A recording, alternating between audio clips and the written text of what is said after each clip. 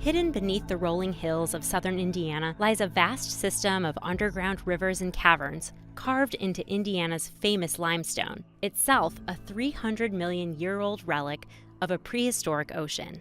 Over the last 2 million years, groundwater slowly eroded the limestone, forming the state's final frontier. When I was an 11-year-old Boy Scout, I went on my very first camping trip to a place called Cave River Valley, and we crawled into several caves that weekend, much to the dismay of our scoutmasters. That got me hooked on caves. You know, you felt like you were an explorer, like nobody had been there before. I remember when I was 16 years old, we had it planned the very first day that I got my license, we were going to go back to Cave River Valley. So I loaded up some guys from the neighborhood and we went cave exploring again. Gary continued to explore caves throughout college, eventually forming the Indiana Speleological Survey in 1967, with the specific mission of mapping the Binkley Cave System. By 1969, almost 12 miles of the cave had been surveyed. Before that, we were running around in different caves and surveying little caves. When I look at it, I just like things that you can really put a lot of time and effort into. I'm willing to take a risk and do things that a lot of people won't do. This cave played into it. It was a project. The group's dedication to cave surveying led to a new career path, show cave development, after being invited to create the Squire Boone Show Cave in 1971. Just 2 years later, Gary took on a new project, the Marengo Cave National Landmark, where he led the cave's redevelopment and operation for nearly 40 years. But the success never deterred him from his beloved Binkley, and in 2001, he refocused his efforts, working on a book about the system and recruiting new explorers to the cave. I've been exploring in this cave. Next year it'll be 50 years.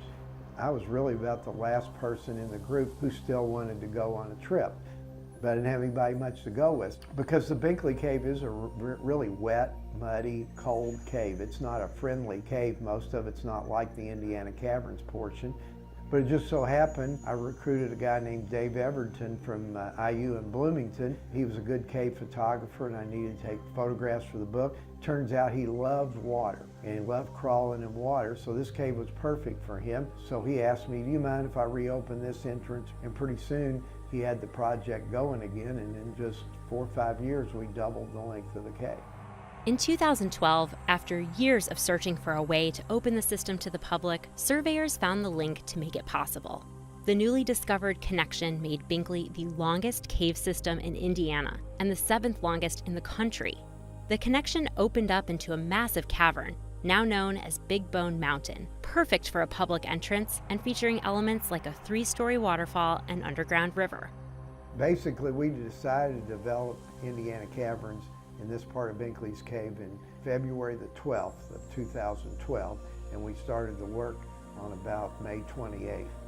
In addition to myself, one of the old ISS cavers, a guy named Terry Creighton, who's a good friend of mine, went to high school with me. I would never develop a cave, the physical part, without Terry, because I'm a business person. I can work hard, but I don't have the jackleg engineering skills that you need to make a cave work. You can't call a construction company to do this because they don't have any experience at it. You have to have somebody that can just kind of by the seat of the pants, without spending a lot of money, figure out how to do it. And that's the only thing that allowed Indiana Caverns to be developed. Boom, in less than 3 months we were blasted. Together, the 4 friends built the entrance and infrastructure over 380 days during one of the hottest Indiana summers on record. I mean, I will tell you, when we developed Indiana Caverns, I was in my mid-60s, and I knew if we were going to do it, we couldn't put it off. And it was a really hard year. Once you're in it, you're committed, and you just have to see your way through.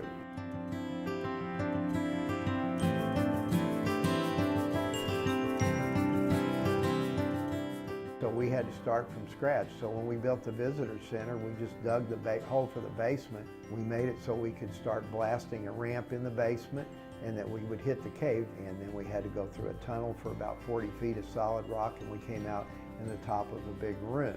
And the thing was dangerous. I mean, if you could ask Rand, he thought he was going to die lots of times. This thing was going to kill it. It was really hard work, but eventually we got in there. The newly developed entrance allowed Indiana State Museum's senior paleontologist Ron Richards to examine the cave for the first time, where he made an extraordinary discovery: thousands of Ice Age bones dating back 50,000 years ago. Binkley has the largest collection of bones ever discovered in Indiana. In addition, it is one of only 20 sites in the world to feature such biodiverse subterranean species. He came down the ladder and it comes right into where the Ice Age entrance was, and he'd been in the cave about 20 minutes, and he said, "Oh my God, I've never seen so many peccary bones." He said, "I've been working in this other cave for 25 years and I've seen more bones here in 30 minutes than I've seen in 25 years. So that was really the first inkling we had of what we had. But we've only looked at maybe 1% of the bones in the cave, so we know we got a lot of bones, but we don't know, we may find something fabulous that we don't know about yet. We're pretty sure 100 years from now, or whenever, if the cavers keep going, that there'll be over 100 miles mapped in this cave at some point, which will make it one of the truly longest and great caves of the world.